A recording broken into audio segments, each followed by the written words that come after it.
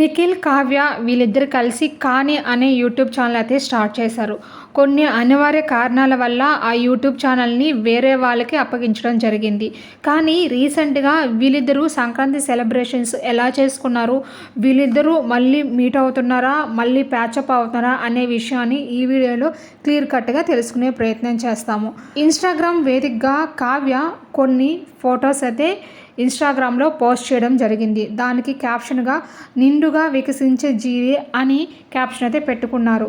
కానీ నిఖిల్ ఇన్స్టాగ్రామ్ పోస్టులు చూస్తే మనకు రాత్రి చీకటిగా ఉంది కానీ మీ కళలు ప్రకాశవంతంగా ప్రకాశిస్తాయి అని ఈ కొటేషన్ అయితే పెట్టుకున్నారండి. సో కానీ వీళ్ళిద్దరూ మళ్ళీ కలుస్తారా లేదా మీకు ఏమనిపిస్తుంది అనే విషయాన్ని కామెంట్ రూపంలో తెలియజేయండి.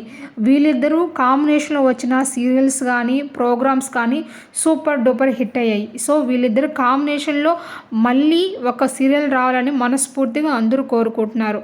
కానీ కొన్ని ఇంటర్వ్యూస్లో నిఖిల్ మాలికల్ ఏం చెప్పారంటే, నేను ప్యాచప్ అవ్వాలనుకుంటున్నాను, ఎందుకులే ఆ పేరు తీయడం అని చెప్పుకోవచ్చారు.